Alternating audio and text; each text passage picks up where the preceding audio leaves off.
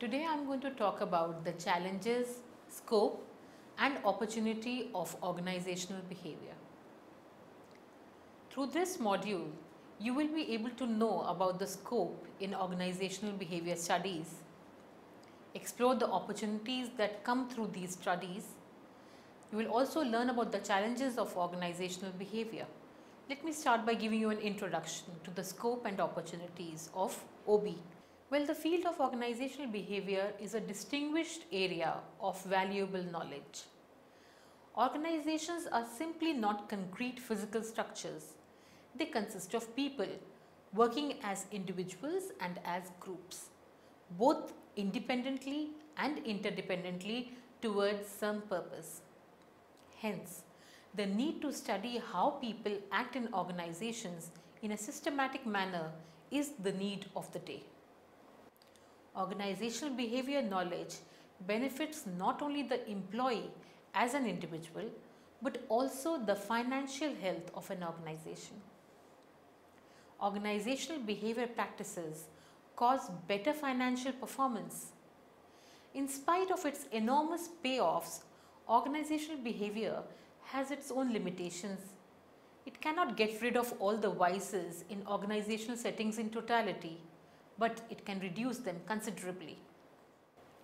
The major setbacks in the area of organizational behavior arise from behavioral performance management, motivation, groups and teams, powers and politics. We are going to talk about the behavioral performance management first and foremost. Behavior performance management is not a good idea to be tried for a while and then cast aside for some other good idea. It is a science that explains how people behave. In a changing world, the science of behavior must remain the bedrock, the starting place. There is a considerable body of research that has evaluated the effectiveness of behavioral performance management in general and the 5-step OB model approach in particular. It has been widely applied in manufacturing as well as in non-manufacturing service-oriented organization. I will summarize some of these areas. Number 1 is the employee productivity. The performance improvement is for both quality and quantity of employee output and cuts across virtually organizational settings and all organizational settings and all intervention techniques. Second is absenteeism and tardiness. Studies have examined this area that have typically used small monetary incentives or lottery systems for attendance or promptness or punishers for absenteeism or tardiness. Safety and accident prevention. Companies using dangerous equipment are very concerned about safety. However, because accidents occur at such a relatively low frequency, most studies have focused on reducing identifiable safety hazards or increasing safe behaviors. For example, using safety gears while working. Sale performance. Sales managers have traditionally relied on internal motivation techniques to get their salespersons to improve their performance.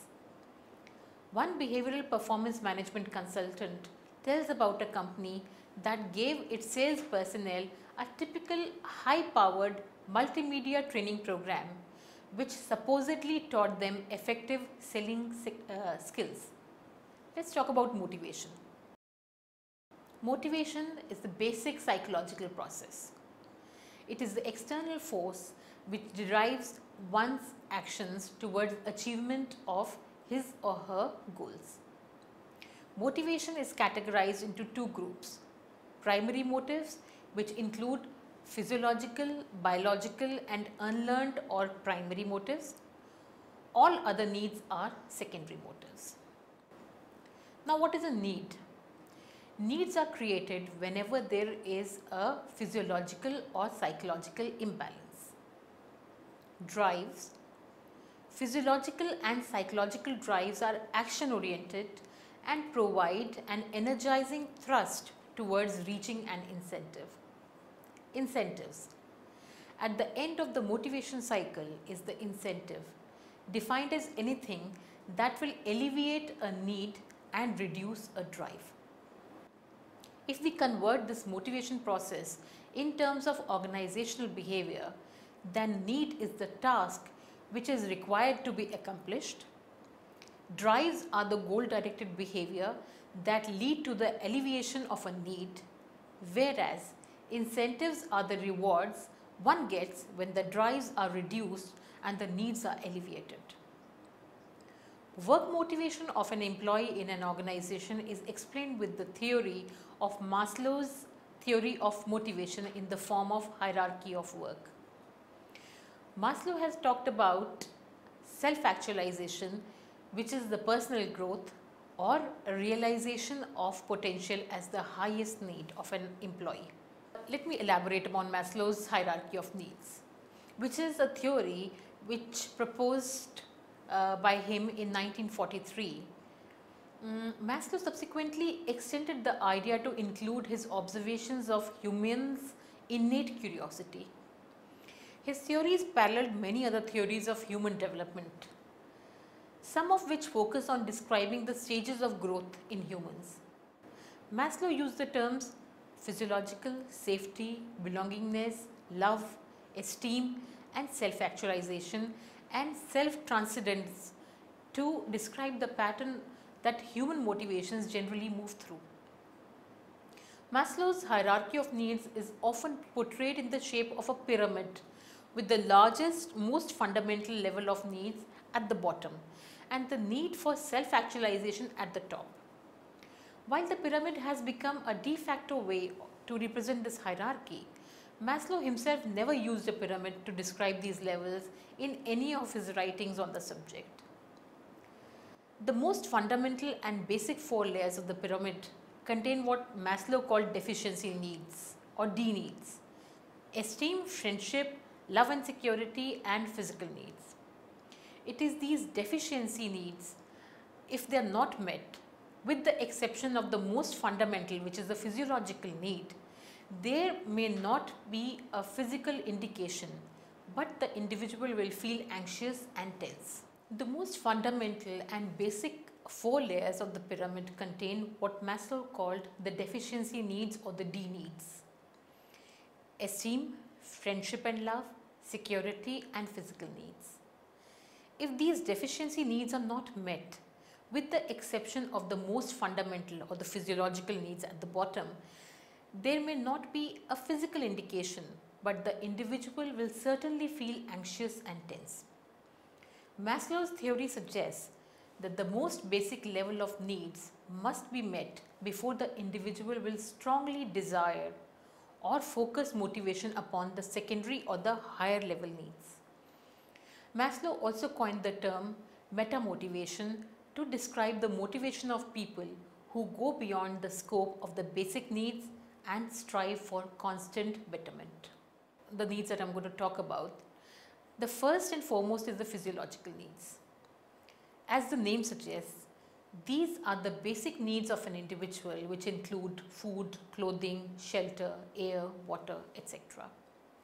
These needs are basically related to the survival and maintenance of human life. Above the physiological needs, right at the bottom of the hierarchy pyramid, come the safety needs. These needs are also very important for human beings. Everybody wants job security, protection against danger, safety of property, etc. Above the safety needs are the social needs. These needs emerge from the society itself. Man is a social animal. These needs become important. For example, love, affection, belongingness, friendship, conversation, etc. Above the social needs are the fourth set of needs, which are called the esteem needs. These needs relate to desire for self-respect, recognition and respect for others. And above all are the self-actualization needs. These are the needs of the highest order, and these needs are found in those persons whose previous four needs are satisfied. This will include need for social service, meditation, etc. Let's talk about Alderfer's ERG theory. In 1969, Alderfer simplified the Maslow's theory by categorizing hierarchy of needs into three categories. The first category was physiological and safety needs, which are merged in existence needs. The second are the belonging needs, which are named as relatedness needs. And the third are the self-esteem and self-actualization needs, which are merged in growth needs. Moving on to Herzberg's two-factor theory. Friedrich Herzberg introduced his two-factor theory in 1959. He suggested that there are two types of factors which affect motivation, and they do it in very different ways. Number one are the hygiene factors.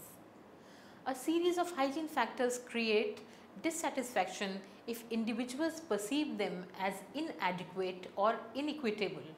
Yet, individuals will not be significantly motivated if these factors are viewed as adequate or good. Hygiene factors are extrinsic and include factors such as salary or remuneration, job security and working conditions. Motivators. These are intrinsic factors such as the sense of growth achievement, recognition, responsibility and personal growth. The hygiene factors determine dissatisfaction and motivators determine the satisfaction. Herzberg's theory conforms with the satisfaction theories which assert that a satisfied employee tends to work in the same organization, but this satisfaction does not always result in better performance. In other words, satisfaction does not correlate with productivity. There are different incentives which are given to motivate employees. Now, but what are incentives? Incentive is an act or promise for greater action. It is also called as a stimulus to greater action.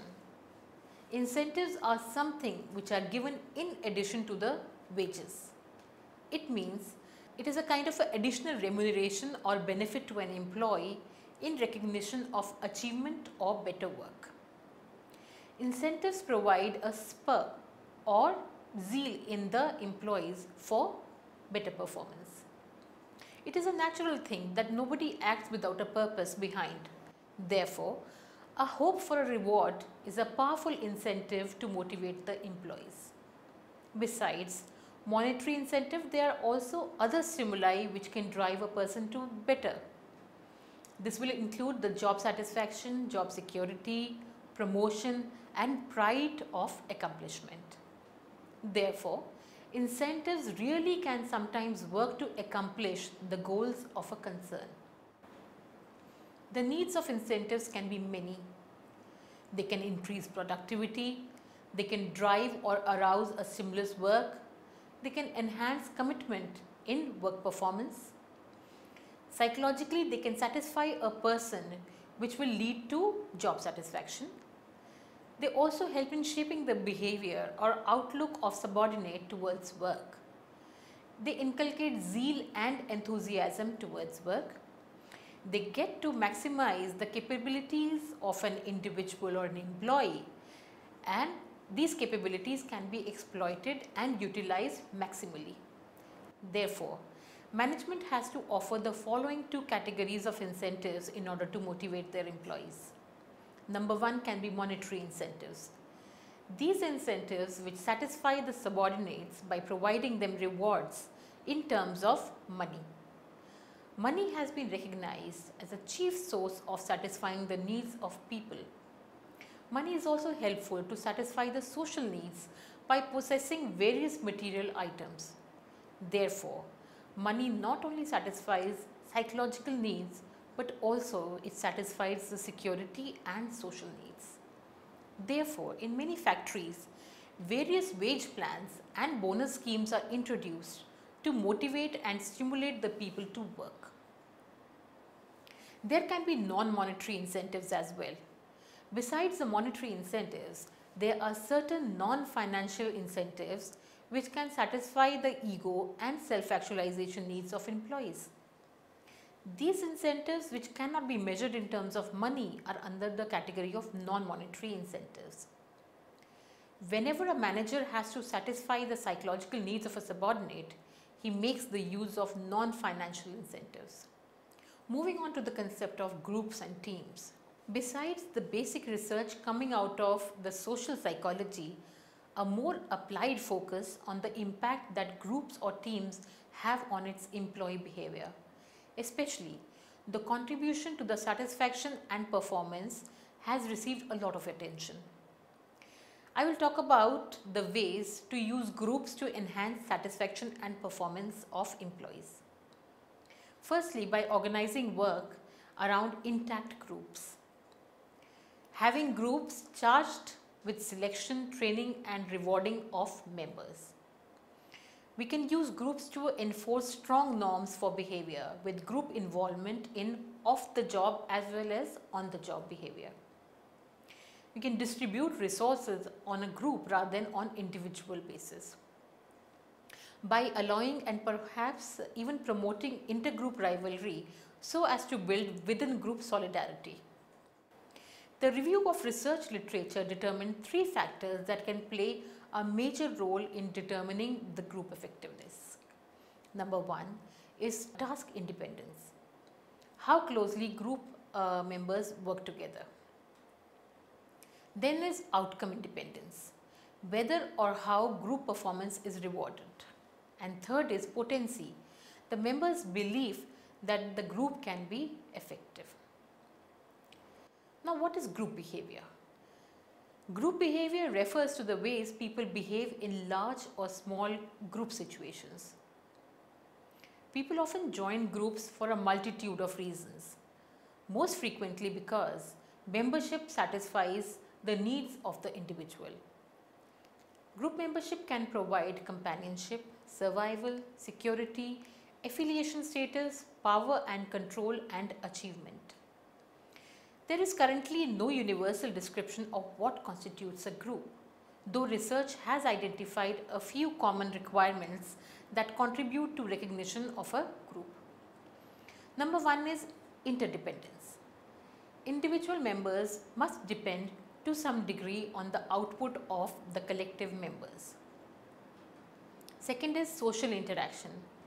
Accomplishing a goal requires some form of verbal or non-verbal communication among the members of a group. Perception of a group. All members of the collective must agree that they are part of a group. There should be a commonality of purpose. All the members of the collective come together and attain a common goal. Favoritism. Members of the same group tend to be positively prejudiced towards other members and discriminate in their favor. Now, how do groups influence individual behavior? Individual behavior and decision making can be influenced by the presence of others. There are both positive and negative implications of group influence on individual behavior. For example, group influence can often be useful in the context of work settings, team sports and political activism. However, the influence of groups on the individual can also generate negative behaviors. While there are many ways a group can influence behavior, we will focus on 3 phenomena, which is groupthink, group shift and de-individuation. Groupthink happens when group members faced with an important choice become so focused on making a smooth, quick decision that they overlook other possibly more fruitful options. Group shift is a phenomenon in which the initial positions of the individual members of a group are exaggerated towards a more extreme position. De-individuation happens when a person lets go of self-consciousness and control and does what the group is doing. Usually it happens with negative goals or outcomes. Moving on to another very important topic is that of power and politics. What is power and what is its influence in the organization? The famous pioneering sociologist Max Weber defined power as the probability that an actor within a social relationship will be in a position to carry out his own will despite resistance. Most of the applications of power in organizational behavior come from the 5 classifications of power by social psychologists John French and Bertram Raven. The classifications are as follows. Number 1 is reward power. This source of power is based on the person's ability to control resources and reward others. Second is the coercive power. This source of power depends upon fear. The person holds ability to inflict punishment or aversive consequences on another person, or at least to make threats that the other person believes will result in punishment or undesirable outcomes. Third is the legitimate power. This power source, identified by French and Raven, stems from the internalized values of the other persons that gives the legitimate right to the agent to influence them. Legitimate power comes from 3 major sources. Number 1, the prevailing cultural values of a society, organization or group. Number 2, people can obtain legitimate power from the accepted social structure. Number 3, the source of legitimate power can be from designated as the agent or representative of a powerful group or a person. Next is referent power. This type of power comes from the desire on the part of the other persons to identify with the agent wielding power. They want to identify with the powerful person regardless of the outcomes. Next set of power that we are going to talk about is expert power. Expert power, as the name signifies, is based on the extent to which others attribute knowledge and expertise to the power holder. Experts are perceived to have knowledge or understanding only in certain well-defined areas. Now, what are the political implications of this power? Power and politics are very closely related concepts. A popular view of organizational politics is how one can pragmatically get ahead in an organization. The political perspective of organization departs from the rational idealistic model. Walter Node suggested 4 postulates of power in an organization that help in focus on the political realities. Number 1, organizations are composed of coalitions that compete with one another for resources, energy and influence. Number 2, various coalitions will seek to protect their interests and positions of influence.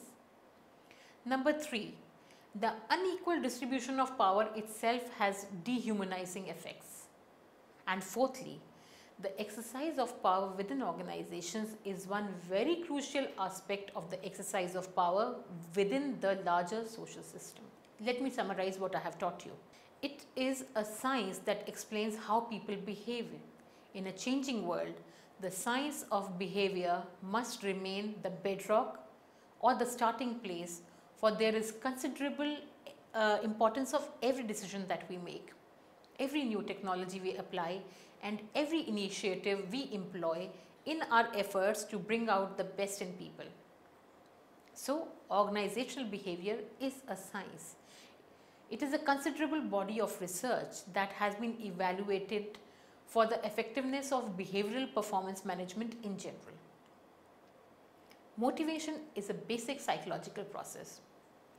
Motivation is an external force that derives one's actions towards achievement of his or her goal. Motivation is categorized into 2 groups: primary motives, which include physiological, biological and unlearned or primary motives, and the other needs are secondary motives. Besides the basic research coming out of social psychology, a more applied focus of the impact that groups or teams have on employee behavior, especially the contribution to the satisfaction and performance, has also received attention. Task independence, that is how closely group members work together, is very important. Outcome independence, whether or how group performance is rewarded. potency, which is the members' belief that a group can be effective. Max Weber defined power as the probability that one actor within a social relationship will be in a position to carry out his own will despite resistance. A popular view of organizational politics is how one can pragmatically get ahead in an organization.